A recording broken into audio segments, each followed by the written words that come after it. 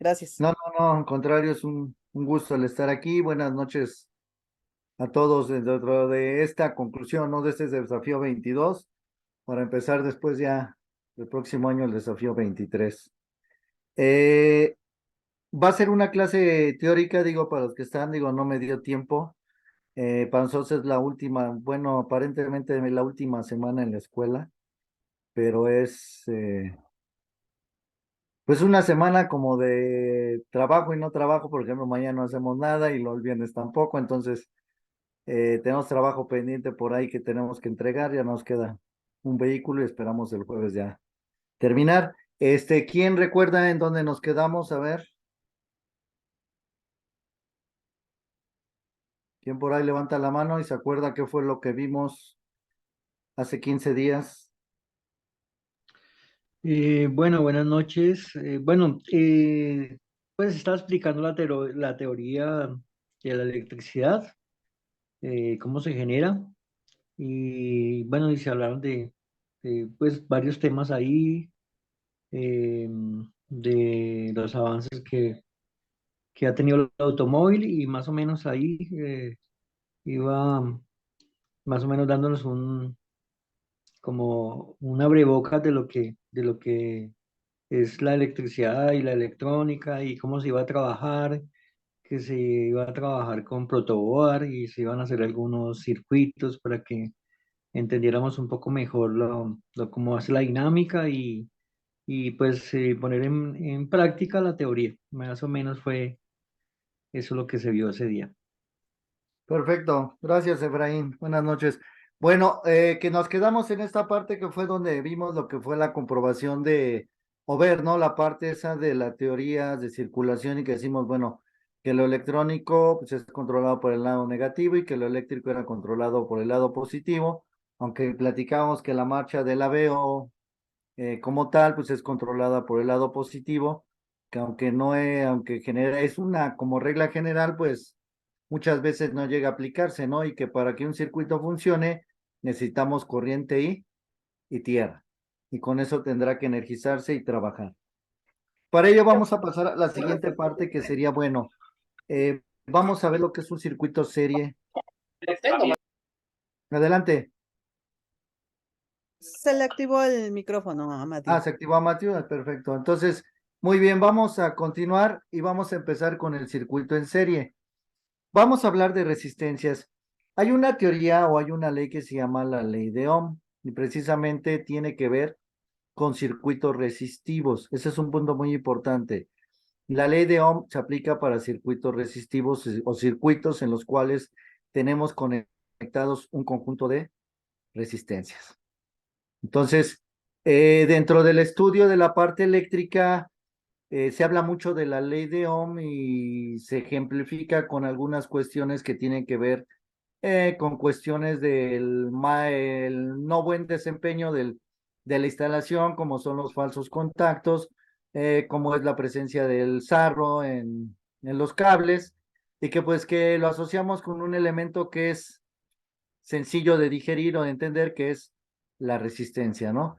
Y que pues se dice que la resistencia es la oposición que tiene, en este caso, un circuito al paso de la corriente. Eso es lo que va a hacer una resistencia. Oponerse a que la corriente circule muy o de una manera muy sencilla. Esa es la característica y esa es la característica de una resistencia. Pero la ley de Ohm como tal, bueno, nos habla y nos dice que la corriente que circula en un circuito es directamente proporcional, en este caso es directamente proporcional al voltaje e inversamente proporcional al valor de la resistencia. ¿Qué quiere decir? Que bueno, directamente proporcional al voltaje quiere decir que puedo aumentar, de hecho, en una resistencia puedo aumentar el voltaje. Eso es importante. En una resistencia puedo tener 100, 200, 300, 500, 1000 volts. El voltaje no llega a afectar mucho una resistencia. Lo que sí llega o donde llegamos a tener, y perdón, ahorita volvamos a repetir porque les hablé del voltaje y ahorita les vuelvo a repetirle la ley. Ahí tuve un pequeño error, una disculpa. Dice que la corriente que circula en el circuito es directamente proporcional al valor de la resistencia. Inversamente proporcional al valor de la resistencia. Y sí es directamente proporcional al voltaje. Creo que sí lo dije bien, o si me equivoqué, y ahorita me corrigen por ahí. Sí, digo, a veces llegamos a tener errores, andamos un poquito cansaditos. Pero bueno, ¿por qué la resistencia afecta de manera inversamente proporcional? Cuando una resistencia aumenta, disminuye la cantidad de corriente que circula por ella. Cuando una resistencia disminuye, sucede lo opuesto, va a circular por ella una cantidad más elevada de corriente. ¿De qué va a depender la corriente que circule por ese circuito?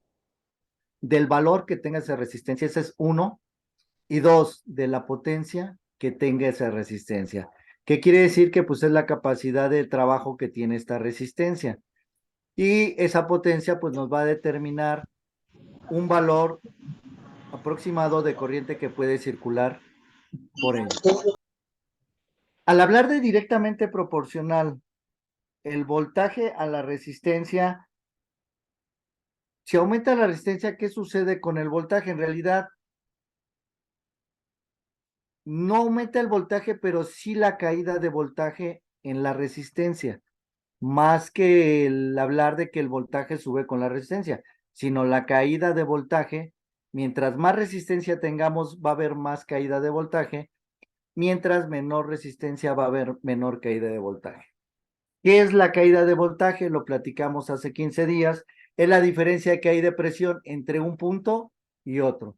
Entonces, quiere decir que si entran 12 volts por donde inicia la resistencia y salen 11 volts, yo tengo una caída de voltaje de 1 volt. Ese volt se redujo o descendió producto del valor de la misma resistencia. Si yo a esos 12 volts, vamos a ponerle como un ejemplo, no es la realidad, le pongo una resistencia, por ejemplo, de 1000 ohms, vamos a manejarlo con algo conocido. Si yo le pongo una resistencia de 1000 ohms a una entrada de voltaje de 12 volts, lo reduzco a aproximadamente entre 2.5 y 3 volts, que es el valor de la resistencia que utilizamos para ponerle a un LED, para que éste encienda, ilumine sin ninguna complicación, sin que exista algún daño como tal. Entonces, lo único que hacemos es, mientras más aumente la resistencia, el voltaje de salida va a ser menor o la caída de voltaje va a ser mayor. Hablo de dos elementos, uno, la caída del voltaje y otra, el voltaje de salida. Sí, son dos términos que puedo manejar y que a veces hasta puedo yo jugar con ellos, y si alguien no los llega a entender, pues a lo mejor igual ni vas a ver lo que digo, esto a veces yo lo hacía tenía gente eléctrica que me iba a ver y que luego me decía, no, es que yo esto, el otro, y pues yo nomás les sacaba esos términos y ya no sabía ni qué. Uno es el voltaje de entrada. El voltaje de entrada se define como el voltaje que entra por la resistencia o que entra al inicio del componente. De ahí después viene el voltaje de salida.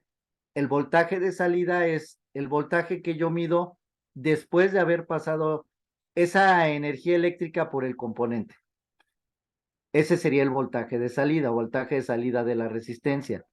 La resistencia, donde entra es voltaje de entrada, al pasar por ella, voltaje de salida. La diferencia de voltaje que hay entre el voltaje que entra y el voltaje que sale, a eso le llamamos caída de tensión o caída de voltaje.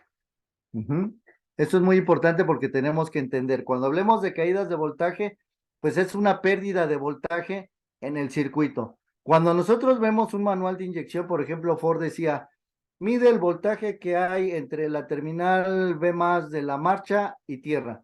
Y nos decía, bueno, el voltaje debe de ser de 12 no menos de 1 volt al voltaje de batería. Si la batería tenía 12, no debería ser menor a 11 volts. Si era menor de 11 volts, se decía que en el circuito había una resistencia y por lo tal tenía que repararse y tenía que hacerse la medición. Ahí, al hablarnos de esa pérdida de 1 volt, nos decía que no se permite una caída de voltaje superior a 1 volt. o que la diferencia que del voltaje que sale de la terminal positiva de la batería a la entrada del componente no debería de descender a ese valor.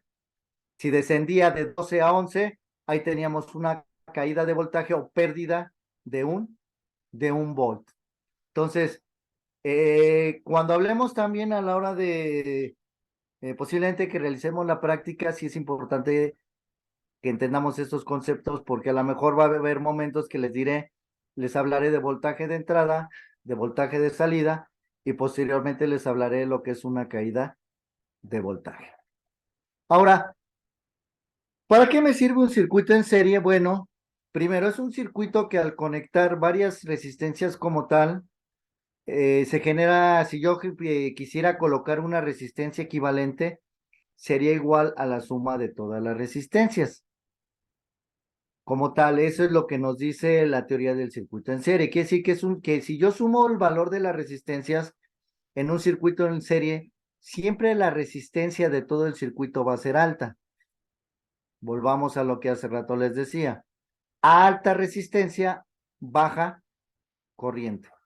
Quiere decir que los circuitos en serie son circuitos por los que pasa una corriente baja o la corriente tiende a reducirse producto del incremento del valor de la resistencia. Pero también sucede un fenómeno muy curioso entre cada una de las resistencias. ¿Y qué es? Una caída de voltaje. Esa caída de voltaje se define por V1, en este caso V2, V3 o el número de resistencias. Se dice que el valor del voltaje de la fuente de alimentación debe ser igual a la suma de la caída de voltaje en cada una de las resistencias y darnos el valor del voltaje de la fuente. ¿A esto qué quiere a qué llegaríamos? A que en un circuito en serie es un circuito que se alimenta o que tiene diferentes valores de voltaje conforme pasa por cada una de las resistencias y que como tal, si yo colocara, por ejemplo, un foco de 6 volts después de la primera resistencia, encendería, pero si le pongo un LED lo fundo, pero si voy a la segunda resistencia y esa me da 3 volts, ahí puedo conectar ese LED de 3 volts y no va a haber ningún problema. Sí, Como tal. profesor, es que nos comentan que no está cambiando la imagen. Gracias, La de circuito en serie, se quedó ahorita la de circuito en serie, ¿no? Sí, Sí, sí, sigue ahí. Ahí ok. vamos. Abajo están las fórmulas de las cuales les comento. Abajo del dibujo tengo unas fórmulas. Sí, sí, ahorita no estamos cambiando porque ahorita después vamos a esa parte de aplicación. Aquí es un poquito entender el circuito en serie como tal. Entonces, el voltaje total es la suma de cada una de las caídas de voltaje en las resistencias. Y algo muy importante, que es lo que tenemos en la parte de abajo, donde aparece IT o corriente total, dice que es igual a 1, a 2 y a 3. En un circuito en serie, siempre la corriente va a ser la misma. No quiere decir que en la resistencia 1 pase un medio ampere, en la resistencia 2 pase en 300 miliamperes, no. Si sobre el circuito puede circular medio ampere, va a estar circulando medio ampere sobre todo. Entonces, si yo tengo una circulación de medio ampere o se permite medio ampere y conecto un LED que me consume 60 miliamperes y un foco que me consume 100 miliamperes de 6 volts, tengo 140 miliamperes, ese circuito en serie es capaz de poderme energizar esos elementos sin que se dañen. Esa es la idea de un circuito en serie. Para eso está hecho, para alimentar circuitos que trabajen a diferentes voltajes, pero que la suma de todos ellos sea igual a la corriente total que circula por el circuito. Aquí no necesito que todos consuman la misma cantidad. La cantidad de energía, cada quien la va a consumir, pero lo que va a variar es el voltaje, nada más. El valor del voltaje que tengo para cada dispositivo, pero sin exceder la corriente que proporciona el circuito en serie como tal. Si proporciona 100 miliamperes, yo no voy a poder conectar el LED y el foco, porque el foco me consume los 100 miliamperes y por lo tanto el LED no va a trabajar como tal. ¿A qué voy con esto? Que bueno, un ejemplo es el circuito del soplador de nuestra calefacción. Tiene varias velocidades. Pues tiene incluidas nada más un conjunto de resistencias, las cuales están conectadas en serie. Aquí en este caso, tengo 4 resistencias, tengo lo que sería 1, 2, 3, 4, 5 velocidades, tengo 5 conexiones. ¿Qué quiere decir con esto? Vamos a entender un poquito el circuito. Cuando la corriente entra por R1 o por la terminal que tenemos del lado derecho, ¿se observa la parte baja del dibujo? No, ¿verdad? No alcanzamos a ver la parte baja, ¿o sí? ¿A dónde van esas líneas? Al interruptor donde van esas líneas. ¿Sí se percibe o no se percibe por ahí? A ver, alguien por ahí coménteme. Está la resistencia, si van unas líneas hacia abajo. ¿Sí se alcanza a ver? No, no se alcanza a ver. Bueno, ahí tendríamos el interruptor del soplador o el interruptor de las posiciones del soplador. ¿Qué quiere decir con esto? Bueno, que yo voy a tener una serie de velocidades. Déjenme ver, déjenme hacer algo. Si no lo manejo así. Déjenme tantito dejar de compartir pantalla y vuelvo a compartirla. Vamos a ver. Vamos a ver. No. Creo que así, aunque se ve un poco más chica, sí se alcanza a percibir. ¿Ya la ven? Ya ven la parte baja, ¿no? Donde Sí, dice se ve factory. completa. Sí se ve. Ya se ve, ¿no? La parte baja del fan switch. O sigue viéndose esa parte, no se sigue observando. Se ve clarito, profesor. Ah, perfecto. Ya se ve Entonces, como... si observamos, tengo una tierra en donde estaría R1, ¿no? Al final. Posteriormente, tengo una línea del switch que va entre R1 y R2. Tengo otra posición del switch que va entre R2 y R3. Otra posición que va entre R3 y R4. Y una posición que va en la posición 4, que ya no va a ninguna resistencia, sino va directo al motor. Va directo al motor o al soplador como tal. Sí, ya le vimos. Ya vimos las 4 terminales o las 4 posiciones y un 0, ¿no? Entonces, muy bien. ¿Cómo funciona este circuito como tal? Vamos a empezar con la posición número 1. La posición número 1 del circuito, que es la que tenemos aquí donde está la cruz. Entonces, cuando yo pongo la posición número 1 y lo que está en azul, la Tierra toma el punto entre R1 y R2, pero para poder llegar o poder ser conducida durante todo el camino hacia la parte negativa del soplador del motor, pasa por 3 resistencias. Al pasar por esas 3 resistencias, se suman, están en serie, por eso dice que es un circuito en serie. El valor de la resistencia se suma y al ser un valor alto, genera una caída de voltaje alta y también una disminución en la cantidad de corriente que o que alimenta, en este caso, al motor. Y en eso yo obtengo una velocidad muy baja del motor, demasiado baja. Paso a la posición 2 y en ese momento la Tierra se conecta entre R2 y R3. En ese momento ya R2 fue anulada y entonces ya nada más queda R3 y R4.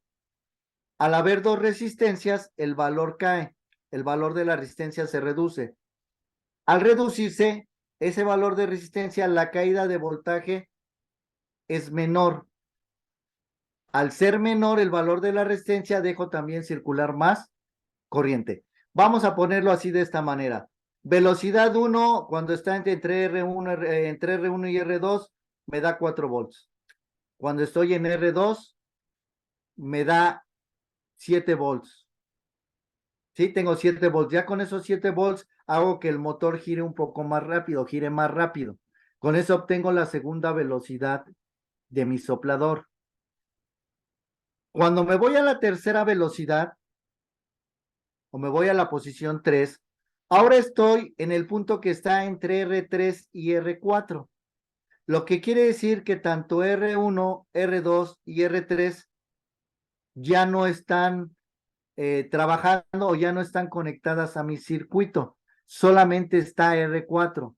En ese momento el voltaje sube a 10 volts y el soplador empieza a mandar mucho mayor velocidad o empieza a girar mucho más rápido, incrementa el voltaje y también se incrementa la cantidad de corriente. Conforme se incrementa el voltaje, se incrementa la corriente. Ese es un punto muy importante, porque también esa ley de Ohm dice que la corriente es directamente proporcional al voltaje. Quiere decir que cuando aumenta el voltaje, aumenta la corriente. Cuando disminuye el voltaje, disminuye la corriente. Ese es un punto muy importante. Si ustedes en un alternador sube el voltaje cuando se pone directo, también sube la cantidad de corriente que pasa en el alternador. Eso es una ley. Si en el alternador se reduce la cantidad de corriente que produce, también se reduce el voltaje con el cual es el voltaje que tiene de salida el alternador. Por eso es que hablamos de un estándar en el sistema de carga, ¿sí? Entonces, aquí en la ley de Ohm dice mayor voltaje, mayor corriente. Siempre va a ser así. Menor voltaje, menor corriente. En la resistencia más lejana, que sería entre R1 y R2, tengo una resistencia alta, genera un voltaje bajo, y en ese momento también tengo una circulación de corriente baja. Paso a la siguiente, aumenta el voltaje, también aumenta la corriente.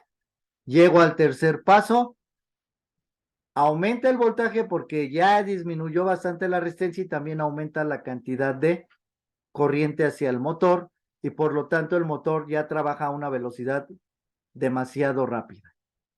Y en el último momento, que es 4, la conexión de tierra está directa al motor, lo que quiere decir que aquí ya no tengo resistencia. Van a pasar los 12 volts y el amperaje que consuma el motor en su totalidad para tener el 100% de su velocidad. ¿Alguna duda, alguna pregunta? ¿O vamos bien? Porque digo, esto de los circuitos serie y paralelo es muy importante. Quien arregle, por ejemplo, quien arregle un soplador debe conocer bien esto y cómo trabaja. Que cada que yo coloco una velocidad, sean diferentes los valores de voltaje. Aquí, por ejemplo, en este conjunto de resistores hay un fusible, S3. Si ese fusible se funde, nada más voy a tener cuarta velocidad, pero no voy a tener ni tercera, ni segunda, ni primera. Ahí es donde es importante el análisis del circuito eléctrico como tal. Y esta es una aplicación de un conjunto de resistencias en serie en lo que sería una parte del automóvil.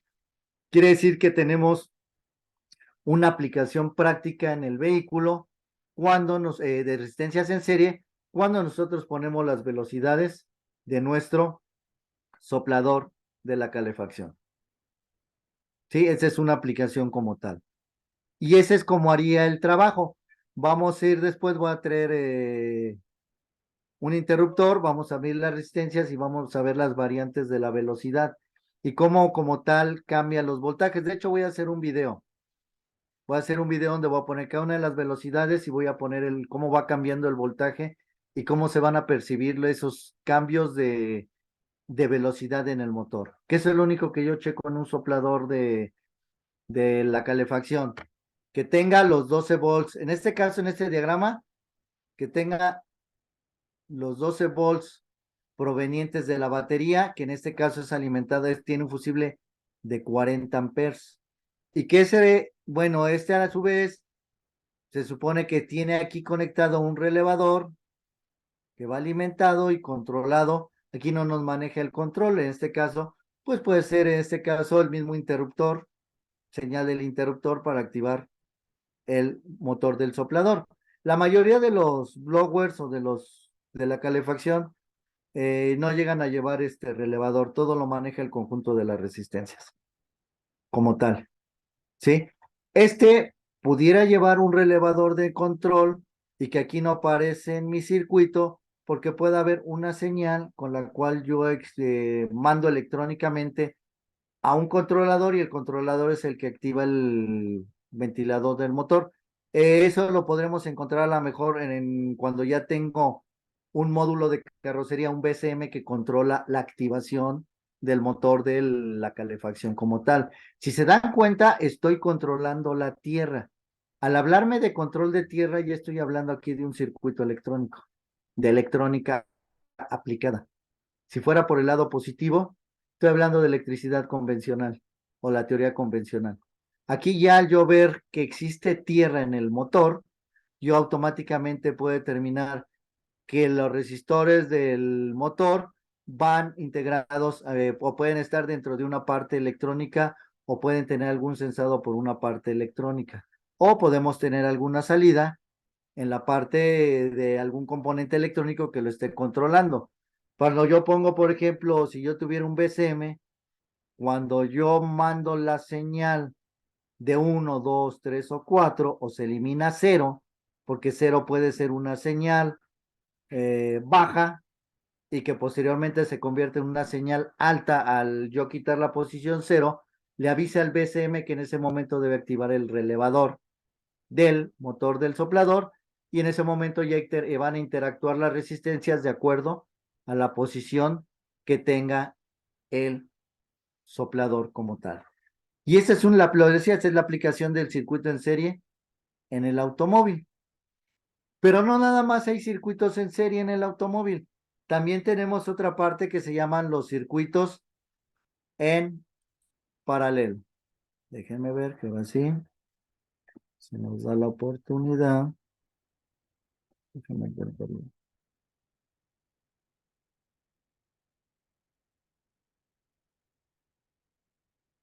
Sí, ya ven, se ve la fórmula y todo, ¿ah? Sí, se ve completa la pantalla. Sí, Sí, la vemos por ahí, alguien que me comente. sí, sí, profesor. Perfecto. Viene el segundo que es el circuito en paralelo. En el caso del circuito en serie, todas las resistencias van una a continuación de otra, que se me olvidó, pasaba a decirles, y eso quiere decir que al ir una a continuación de la otra, si alguna de ellas deja de funcionar o se interrumpe en alguna parte del circuito, deja de trabajar el circuito completamente o de hacer su función para la cual fue diseñado, que es ser un circuito en serie. En un circuito en paralelo, las resistencias no se encuentran conectadas una a continuación de la otra, sino se encuentran paralelas o en la conexión de aquí se encuentran paralelas una a la otra. ¿Qué quiere decir? Por ejemplo, en la resistencia tenemos una entrada en serie, teníamos una entrada, una salida y la salida iba conectada a la entrada de la otra resistencia y la salida de otra resistencia iría conectada a la entrada de otra resistencia y así se conectaría en serie. En paralelo no, así que una punta va del lado de la alimentación y otra punta va de la otra parte del circuito, del lado de tierra del circuito como tal. Sí, que esa es la conexión que hace un circuito en paralelo. ¿Qué diferencia tiene con el circuito en serie? Una de las principales es el voltaje, que el voltaje de la fuente o el voltaje con el que se alimenta el circuito nunca va a cambiar, siempre va a ser el voltaje de la fuente de alimentación. Quiere decir que aunque yo ponga 100 resistencias en paralelo y tenga 12 volts, van a seguir existiendo los 12 volts o el voltaje que me esté proporcionando la fuente de alimentación. Sí, ahí nunca va a cambiar el voltaje. ¿Qué es lo que va a ocasionar un cambio? Aquí sí es el consumo de la corriente.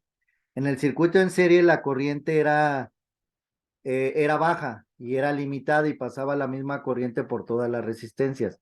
Aquí no. Aquí cada consumidor va a hacer o va a solicitarle como tal a la fuente de alimentación la corriente que requiere para funcionar. Si la resistencia de arriba consume medio amper y la resistencia de abajo consume 1 amper, a cada uno la fuente de alimentación le va a proporcionar esa energía. ¿Qué quiere decir? Que la fuente de alimentación estará proporcionando 1,5 amperes, el cual se divide en 1 amper para aquella resistencia que lo consume y el medio amper para la otra resistencia que lo consume. Aquí hay una característica en cuanto al valor de la resistencia. ¿Qué característica tenemos en cuanto al valor de la resistencia? Es que la resistencia, o si yo colocar una resistencia equivalente, su valor va a ser bajo. ¿Qué quiere decir con eso va a ser más bajo? Pues tiene que ser más bajo porque debe permitir más corriente. Si yo tengo dos resistencias en un circuito en paralelo que consume una medio ampere y otro un ampere, si yo colocara una resistencia tendría que ser su valor mucho más bajo que el valor más bajo de la que está ahí, porque por ella tendría que pasar un ampere y medio. Eso es a lo que se refieren cuando hablan en un circuito en paralelo de que el valor de la resistencia siempre debe ser menor al valor de la menor resistencia. Un circuito en paralelo, por lo tanto, es un circuito de una resistencia baja o un circuito resistivo bajo.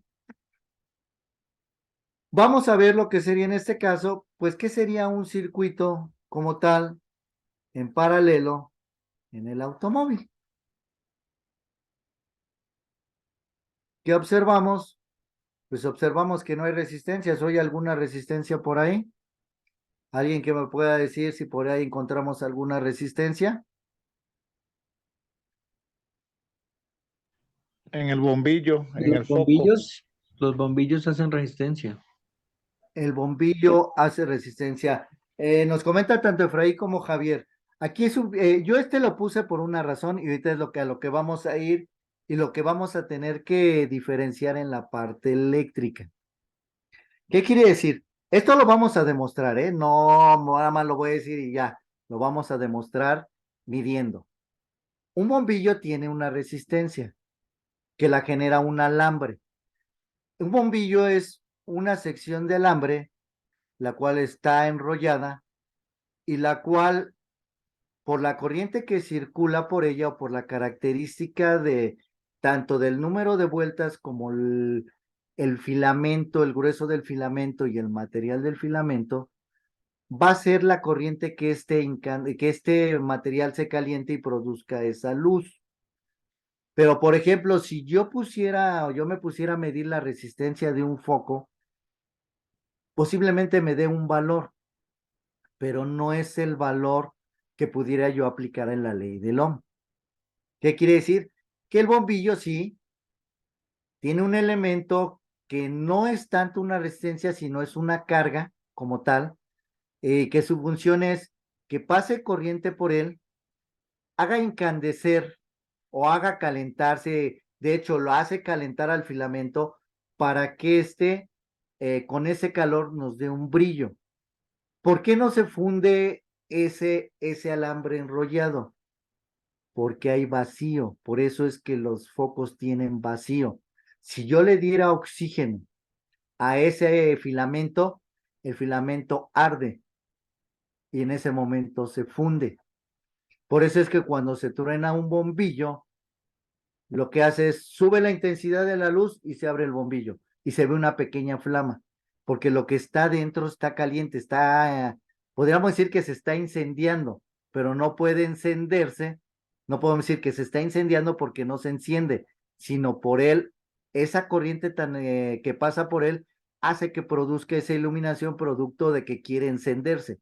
Pero al no haber oxígeno, no hay el proceso de combustión. Por eso es que un bombillo viene al vacío. Mientras no haya oxígeno, no se prende ese bombillo. Si yo le quito ese vacío, yo le pongo, aunque sea a cualquier bombillo, póngale 12 volts y mándele muy poca corriente, el bombillo se incandesce demasiado, se ve una flamita y se abre. Es porque se inflama, se enciende. El foco, tiene una oposición al paso de la corriente. Y más que una oposición es la corriente que como carga eléctrica requiere para funcionar. Eh, los bombillos, sí, como decía Efraín Javier, sí les puedo medir una resistencia, pero no es un valor que me diga posiblemente si un bombillo está bien o mal, a menos que tuviera una referencia. Lo único que vemos que tenemos que ver en ese bombillo, pues es que haya un valor y que de igual manera el bombillo ejerza su trabajo. Ahorita esa parte la vamos a aclarar un poquito ahorita que pasemos a la siguiente parte de esto. ¿Por qué no puse resistencias? Porque en el automóvil va a ser difícil encontrar un circuito en paralelo de varias resistencias. Vamos a encontrar uno que es una conexión paralela, o puede llegar a, sí, es paralela, que es la del motoventilador, los motoventiladores, el de baja y alta. Ahí tengo una conexión en paralelo. ¿Por qué? Porque las dos líneas de corriente llegan al positivo en este caso, al positivo del motor, aunque las dos no se energizan al mismo tiempo. ¿Qué quiere decir? Que también en un circuito en paralelo, yo puedo energizar una resistencia y dejar de energizar la otra. Pero al hacer esto, la conexión eléctrica sí está en paralelo, pero la corriente está circulando en serie, no en paralelo. Porque aquí va otro punto, otro punto clave. Se dice que un circuito es en serie cuando la corriente sigue solamente un solo camino. Aquellos circuitos en los que la corriente sigue dos o más caminos se llaman circuitos en paralelo. Eso es lo que diferencia a uno en serie de uno en paralelo. Les decía, por ejemplo, bueno, tengo un relevador de baja y un relevador de alta. El relevador de baja enciende, pero ahí tengo una resistencia, la cual disminuye el voltaje y disminuye la velocidad del ventilador. Cuando yo no requiero la velocidad baja, energizo el de velocidad alta y desenergizo el de velocidad baja. Y en ese momento, al no haber resistencia, el motoventilador me va a dar toda su capacidad como tal. Eléctricamente, por los dos relevadores, al llegar al mismo componente, podría haber doble circulación de corriente, están en paralelo con ese motor, pero no hacen la función en paralelo al trabajar. Eso es muy importante que siempre lo analicemos dentro de un circuito eléctrico. ¿Cómo está siendo controlado para poder entender qué en realidad sucede? Ventaja de un motoventilador, está en paralelo, por alguna de las dos líneas que energice, tendrá que encender el ventilador, ya sea en alta velocidad o en baja velocidad. Ya eso posiblemente dentro de un curso que nos aventemos posteriormente ya a la mejor presencial de estrategias de diagnóstico eléctrico, donde ya se ve toda esta parte, ya se analiza un poco mejor y entonces empezamos a hacer pruebas prácticas donde decimos, esto funciona de esta manera, si yo hago esto debe suceder esto, o si yo hago esto al probar ya sea con mi lámpara o mi punta lógica, debe suceder esta situación. En el automóvil utilizamos un circuito en paralelo generalmente para el sistema de iluminación y algunos otros elementos como tal, pero más en mi sistema de iluminación. Tanto para prender la luz del freno, porque al final de cuentas puedo tener 2, 3 focos de freno que enciendan el freno, un central y 2 laterales, y estos estarán conectados en paralelo. ¿Para qué? Para que cada foco consuma la cantidad de corriente que requiere para encender o dar la intensidad lumínica que tiene que dar. Recuerden que los focos tienen un valor y no es un valor en ohms, es un valor en watts. Puede decir este foco es de 13 watts, este foco es de 16, 18 watts, este foco es de 9 watts, que eso tiene que ver con la intensidad lumínica que nosotros vemos, aunque realmente tiene que ver con el trabajo que realiza ese foco para generar o porque nosotros podamos ver esa intensidad de luz que cambie de acuerdo a la potencia que tiene el foco como tal. Para ello ya no hay una ley que sea de Ohm, sino ya entra otra teoría relacionada que ahorita vamos a ver. Ahora, hablando de baterías, conexiones serie y paralelo. Cuando yo conecto baterías aquí sí aplica algo similar a lo de las resistencias. Cuando yo conecto baterías en serie, voy a incrementar el voltaje. Pero ¿qué creen? La corriente no aumenta. La corriente va a ser, si yo tengo una batería, vamos a decir, por ejemplo, que me puede dar 500 amperes y una 700, no voy a tener 1200 amperes, ¿eh? Tenga la seguridad que van a circular 500 amperes, lo que permite la batería de menor capacidad. Sí, como tal, va a permitir nada más esa cantidad de corriente. Aquí no se suma la corriente de cada batería. Aquí hay una corriente que es comandada por la menor, o que tenemos como referencia como la menor, pero se incrementa el voltaje. ¿Por qué cuando pongo en serie dos baterías arranca un vehículo? Porque cuando aumente el voltaje, aunque yo tenga la misma corriente, va a cambiar algo que se llama la potencia, que es lo que vamos a ver ahorita, y que tiene que ver con la capacidad de desarrollar un trabajo. Cuando yo conecto baterías en paralelo, el voltaje no cambia, pero ahora sí, la corriente que me puede proporcionar cada una de ellas, en el caso de la 500 o 700, ahora sí voy a tener 1200 amperes, aproximadamente, como tal. Entonces, dependiendo de la conexión que yo tenga en una batería, pues va a ser lo que va a ser, ¿no? En este caso, en la batería del automóvil son 6 elementos de batería de 2.1 volt, los cuales proporcionan, sumándolos, 12.1 volt, y que cada elemento es capaz de producir esa cantidad de corriente, ¿no? Los 400, o vamos, en este caso, los 30, 40, 60 amperes hora que puede dar. Cada elemento lo tiene. Por lo tanto, no es una suma de la corriente de todos los elementos, sino es la corriente que va proporcionando todos al mismo tiempo, pero que es una corriente controlada. No es una corriente alta. Pero aquí, ¿qué sucede? Mientras más le pida corriente a la batería, pues lógicamente, vamos a ponerlo así, como un ejemplo, porque vamos entendiendo esa partecilla de en serie. Yo tengo 6 elementos de la batería y le pido 60 amperes. Cada elemento me proporciona 10 amperes. O es capaz de darme 10 amperes y de ahí salen los 60 amperes. Si yo requiero 300, cada uno me va a dar 50 amperes y se van a sumar esos 300 amperes. Pero nunca uno va a dar más que el otro. Hay una excepción, a excepción que la batería tenga problemas. Puede llegar a suceder que un elemento de batería trabaje más que otros. Y esto ya tiene que ver con el diseño que tiene o con el defecto que pudiera tener ese elemento de la batería. Cuando nosotros hacemos pruebas del hidrómetro en una batería, podemos encontrar un elemento que a lo mejor nunca trabajó y los demás trabajaron, pero al final de cuentas ellos se encargaron de proporcionar la corriente que no pudo proporcionar la otra batería, que esa es otra ventaja, esa es una pequeña ventaja de un circuito en serie y el incremento de voltaje. Y en paralelo, pues si una batería deja de funcionar, pues la otra posiblemente mande menos, ¿eh? Y a lo mejor, por ejemplo, si la de 500 se llega a dañar, posiblemente no mande los 700 porque y ya cuando se daña una batería tanto en serie como en paralelo, ya se afecta el desempeño de la batería. En paralelo, yo si me pongo en corto al estar en paralelo, consumo energía de la otra batería. Lo que quiere decir que si yo le pido los 700, a lo mejor en vez de dármelo 15 segundos, me lo va a dar 3, 4 segundos y se va a inutilizar la batería. ¿Por qué? Porque hay un elemento que está consumiendo esa, esa energía. Y algo muy importante, las conexiones en paralelo. Yo puedo agarrar y decir, bueno, voy a poner 2 baterías en paralelo para el coche. Pero resulta que a una batería le llega los cables del alternador y luego tiene que recorrer 1,5 metros de cable para llegarle a la otra batería.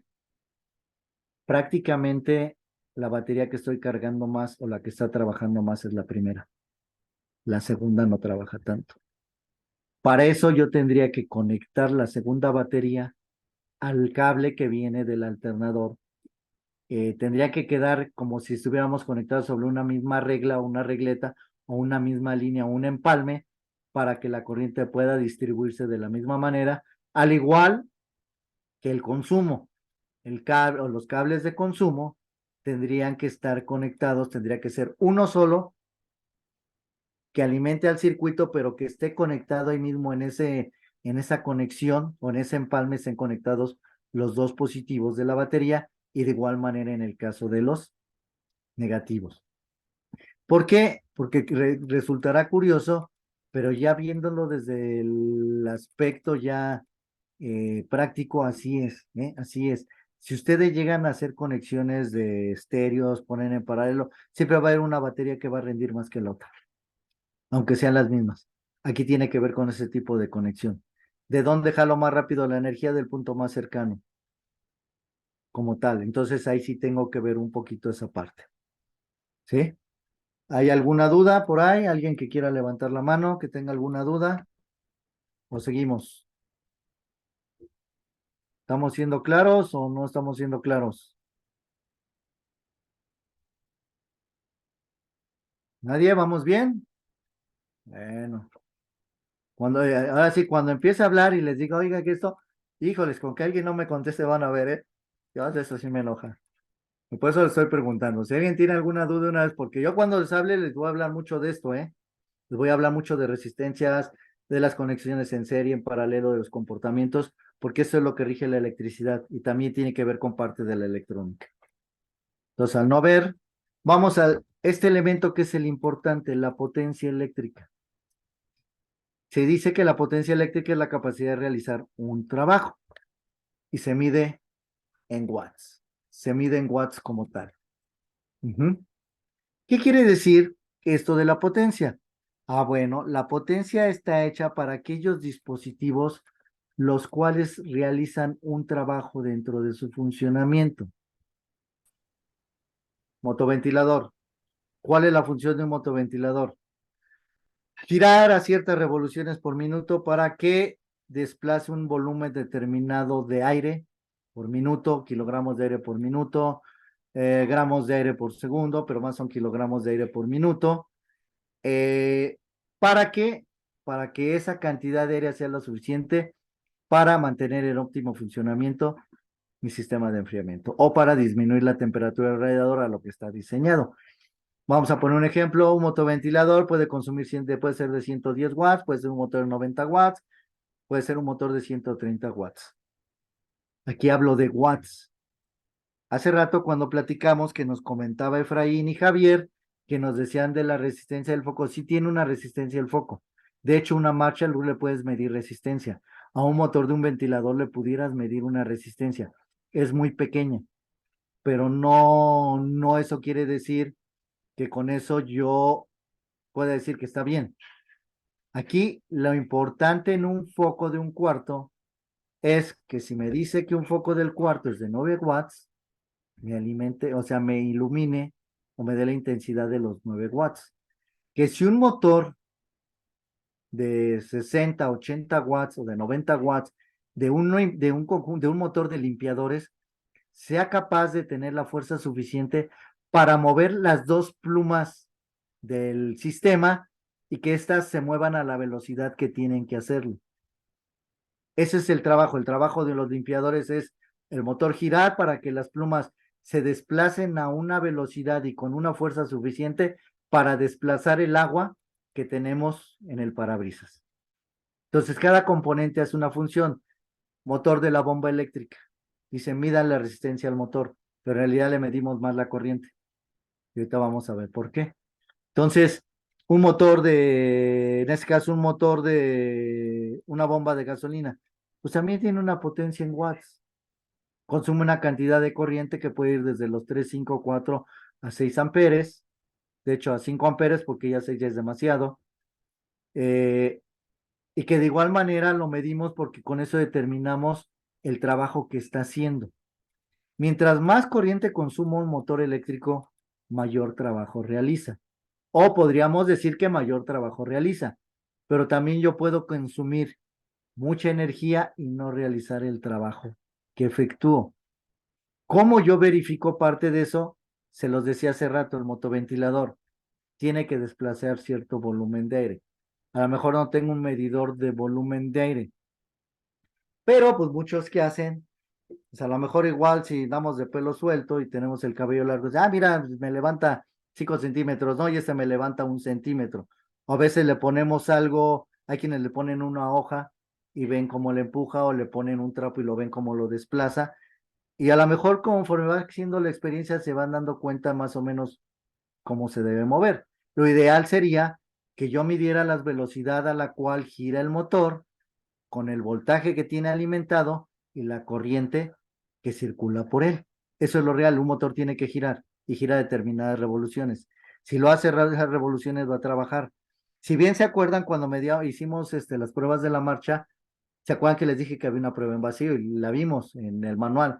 Que decía, este motor tiene que girar a 6,000 revoluciones en vacío y consumir una corriente de 60 amperes con 12 volts.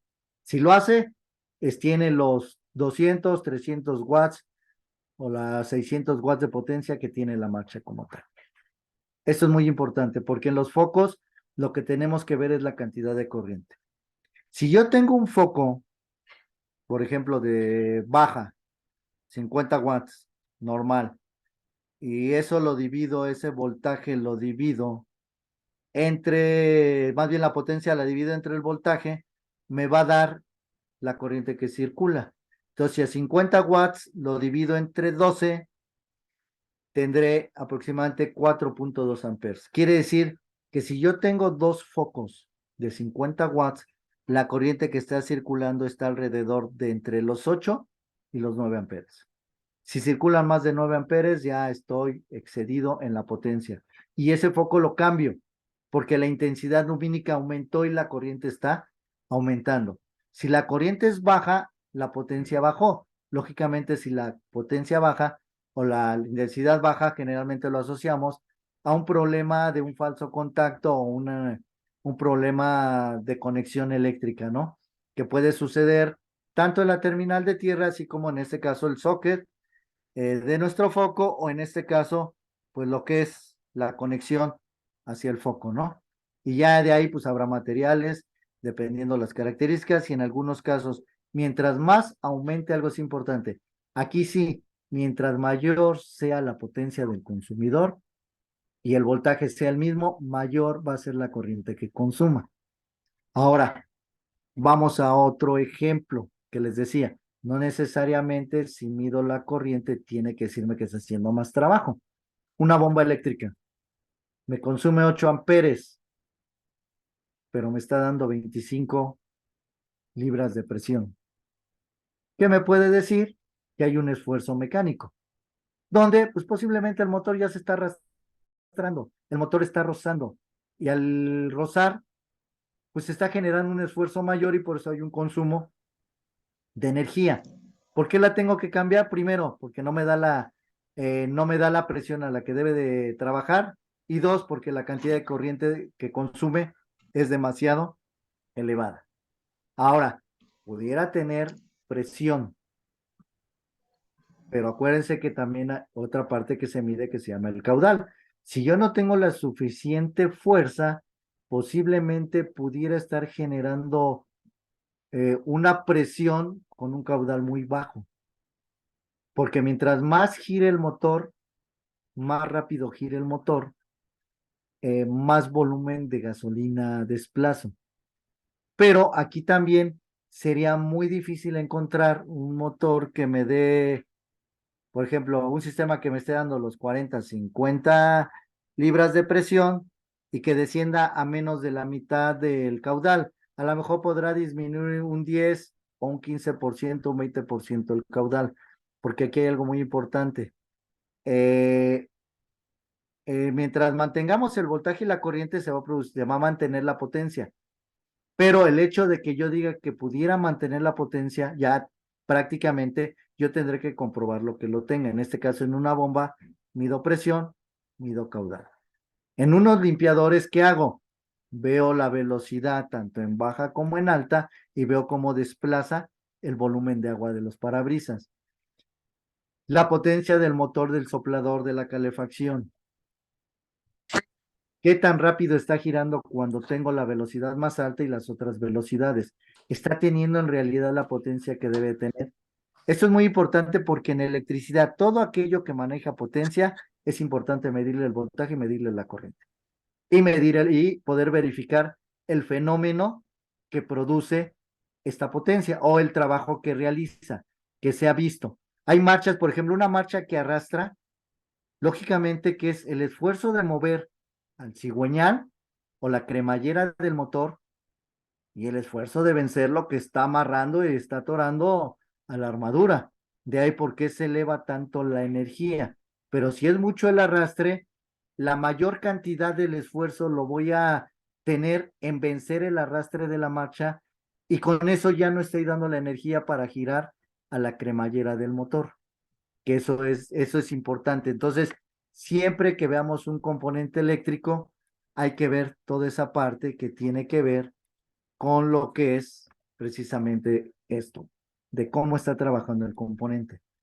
La ley de Ohm solamente se aplica para resistencia, circuitos totalmente resistivos, y la de potencia eléctrica la aplicamos para todo aquello que consume energía eléctrica. Desde que iluminamos del foco que nos ilumina el domo, el foco que nos ilumina el piso, los focos que nos dan cortesía en las puertas, el foco de la placa, ya los cuartos, el stop, direccionales, la luz baja, la luz alta, pues esto tiene que ver con potencia y todos aquellos motores que utilizan wattaje. De hecho, antes las marchas, de hecho algunas ya no, pero antes las marchas traían hasta su wattaje. Entonces ya en base a eso uno sabía pues qué potencia era capaz de desarrollar y cuál era el trabajo que podía desarrollar como tal. ¿Alguna pregunta, alguna duda de potencia eléctrica? ¿No hay? ¿O si hay? ¿Hay alguna duda? Levante la mano por ahí. No, maestro, de mi parte no, todo va muy bien. Vamos entendiendo todos esta parte, Salvador, Efraín. En caso de Efraín y Javier, sí quedó un poquito clara esta parte donde sí tendríamos que diferenciar esos dos aspectos en cuanto a lo que son elementos de potencia y elementos resistivos. Sí, señor, Sí, quedó profe, claro. sí, quedó claro. Sí, esto es muy importante, le digo, por ejemplo, para ustedes, hasta para explicarle en el caso del cliente, es muy importante hacerles una explicación clara y hacerles entender cómo funciona cada una de las cosas. Yo voy a cambiar un foco porque no ilumina lo que tiene que iluminar, ¿sí? Si no lo ilumina y no tiene la capacidad de la potencia, no lo va a hacer. Y esto tiene que ver mucho, por ejemplo, con eso de cuando ponemos focos hechizos a los vehículos nuevos, ¿no? Son diferentes los wattajes de los focos. Eso es lo que afecta realmente el wattaje del foco. Mientras más watts tenga, más corriente consumo. Y como tienen dispositivos electrónicos, se produce una caída de voltaje en el dispositivo que alimenta la carga eléctrica, en este caso al foco. Y entonces dice la computadora, Chirión, si tenía que bajar 0.1 volt, haber una pérdida de voltaje de 0.1 volt y tengo 0.3, pues tengo un problema en la iluminación porque tengo un consumo elevado de corriente. Y digo, ¿sabes qué? Hay una falla en el foco derecho o en el foco izquierdo.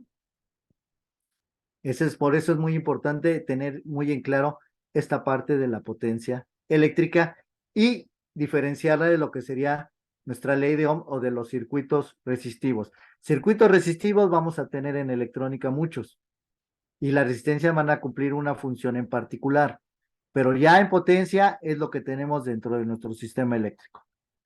¿Sí?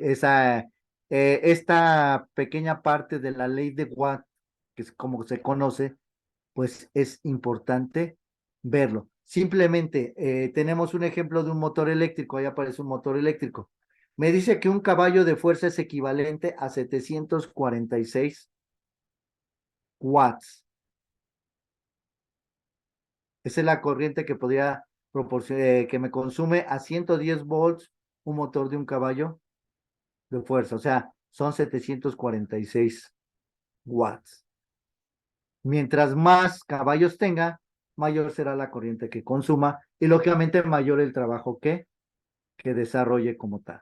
Entonces, esto es una parte muy importante, esto de potencia eléctrica.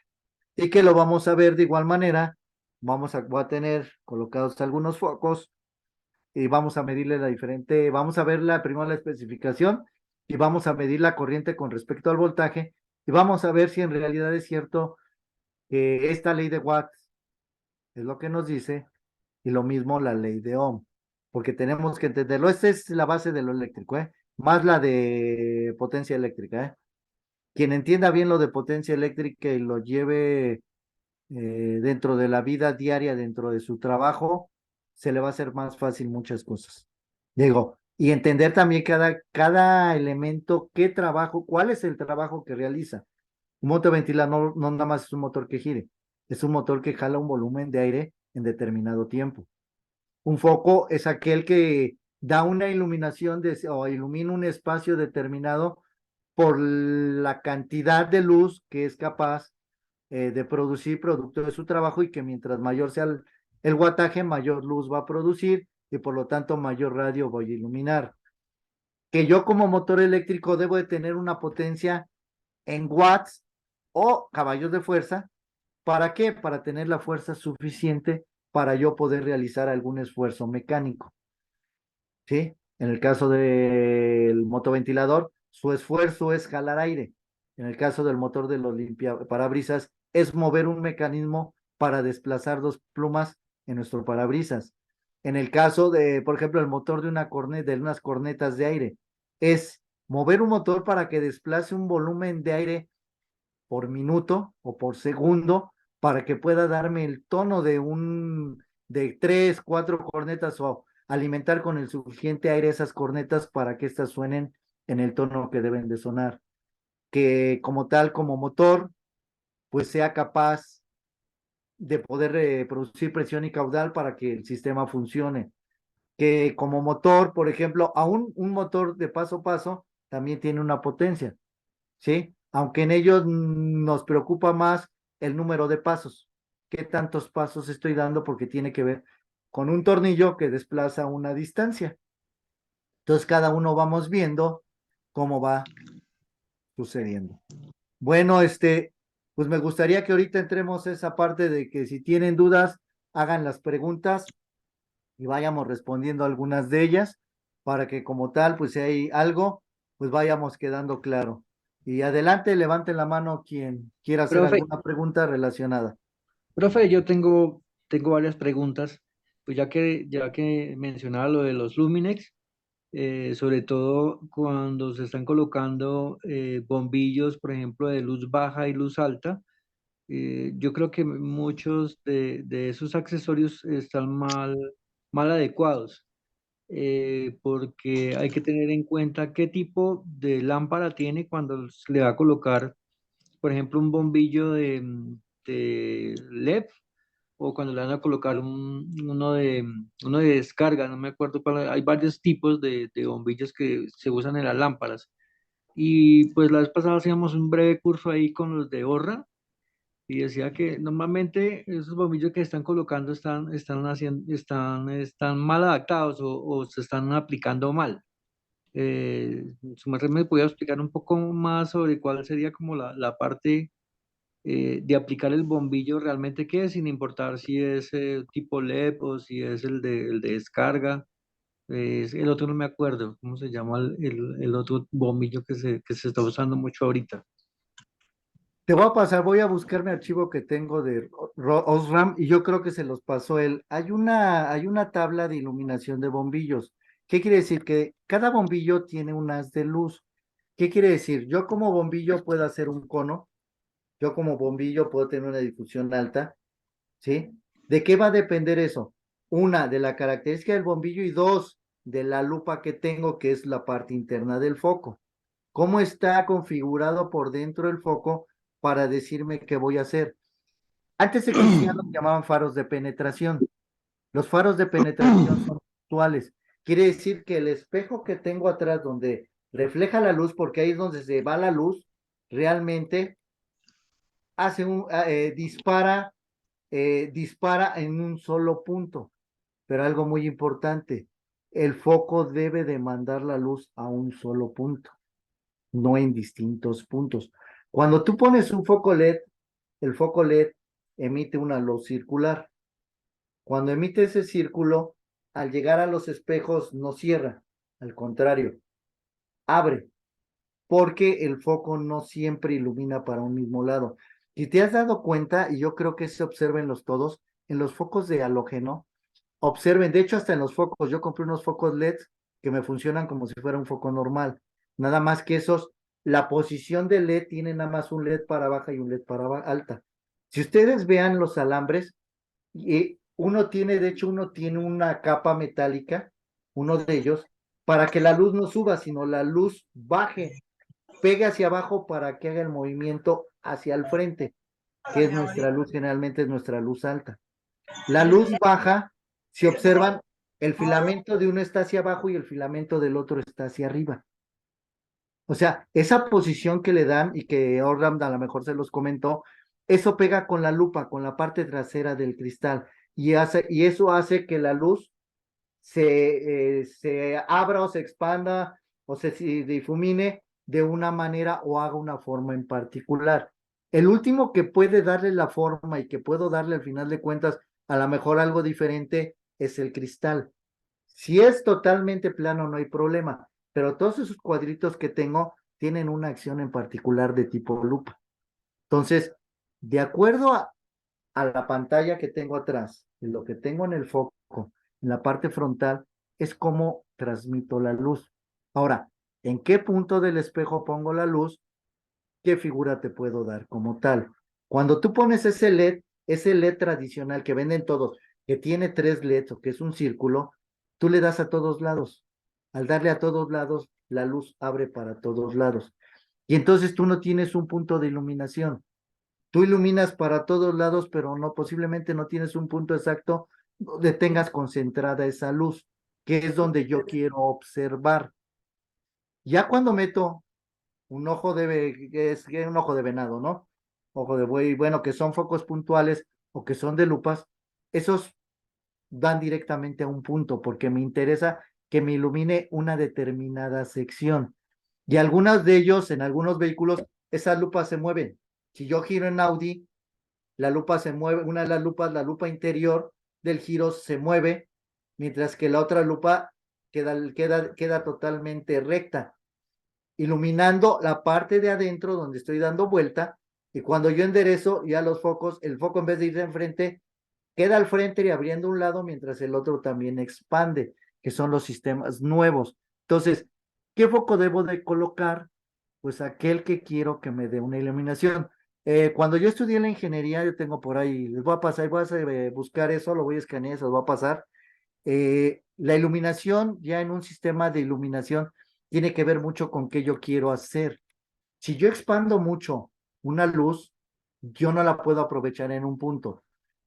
Vamos a decir, es como decir, bueno, si yo tengo una flama que puede calentar 100 grados centígrados en un área de 3 centímetros cuadrados, cuando yo incremento esa área, el calor que dispersa es menor. Eso mismo sucede con la luz que tú tienes. Entonces, Rosfran maneja una serie de focos para cada aplicación. Voy a buscar el catálogo y ese se los voy a pasar. Y vienen todas las diferentes maneras en cómo alumbras. Y viene en Rosfran, si se meten a la parte del catálogo de Rosfran, va a venir los bulbos y cada bulbo como tal, qué espectro genera para el vehículo. Y eso es muy importante. Cuando hablamos de ingeniería, por ejemplo, en iluminación industrial, es que quieres iluminar. Si tú vas a iluminar una máquina, yo no necesito que la luz se expanda, que se extienda mucho, sino que me ocupe la pequeña área de la máquina donde mi operador está trabajando. ¿Sí? Y de esa manera obtengo la iluminación que yo quiero. Eso es lo que sucede en todo esto de la iluminación. Digo, yo esos LED los encontré por suerte, y sí, tú ponías bajas y tenías baja como si fuera uno de halógeno, pero en un foco LED. Le ponías alta y te iluminaba igual que te daba el mismo punto donde te daba uno de alta de un foco convencional, ¿sí? ¿Por qué? Porque la posición de los LEDs apuntaba hacia el mismo punto que te apunta ese mismo foco, como tal. Digo, en la próxima sesión voy a traer el foco para que lo observen cómo es diferente. Y ese me daba esas posiciones. Y aquí eso es importante.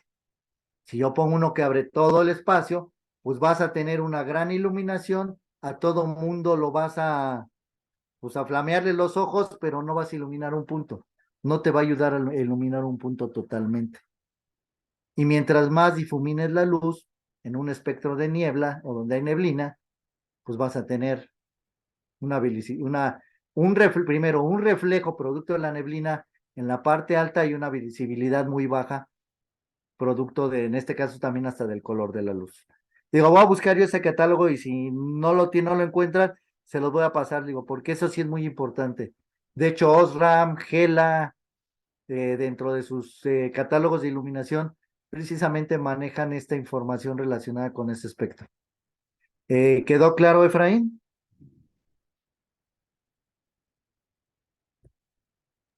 Sí, sí, señor.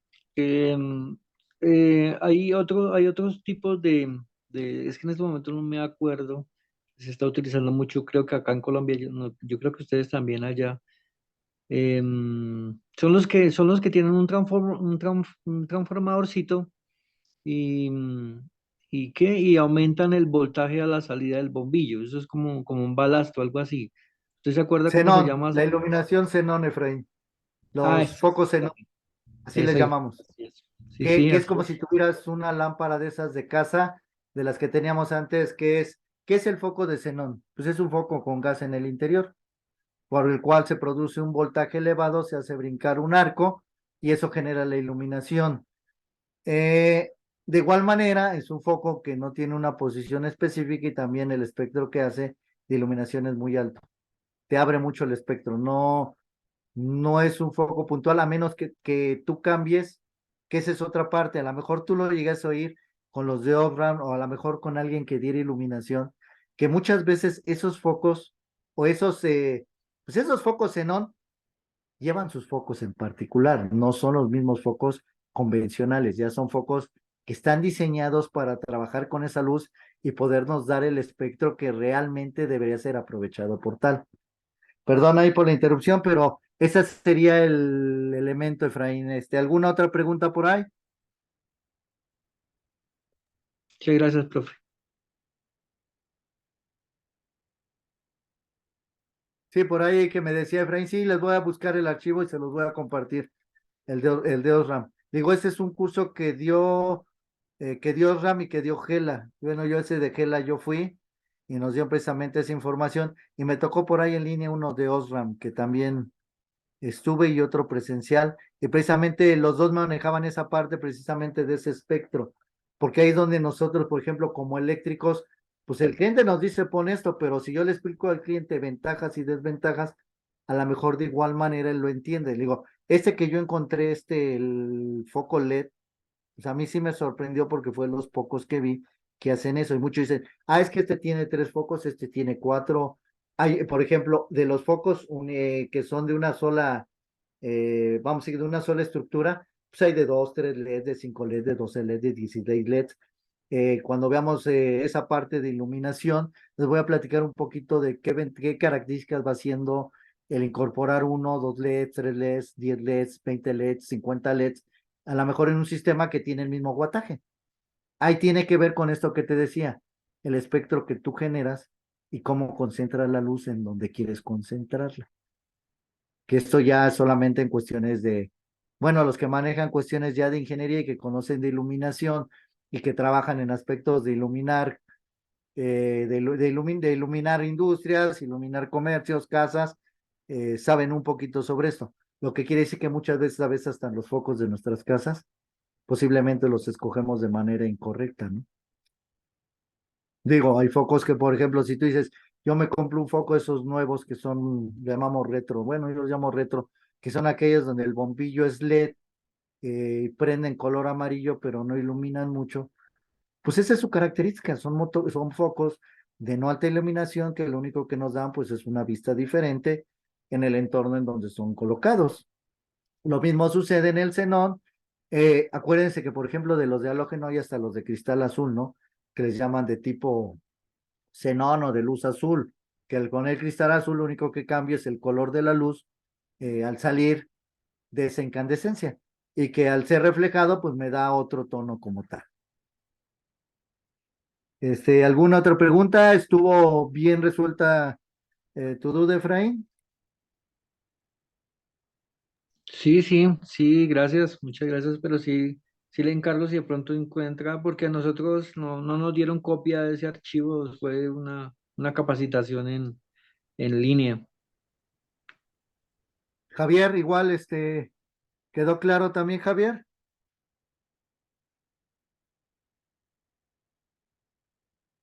Por ahí anda Javier, no sé si ande todavía, pero bueno, lo que pasa es que aquí va a depender del capacitador, te digo, y del tiempo, porque te digo, aquí pues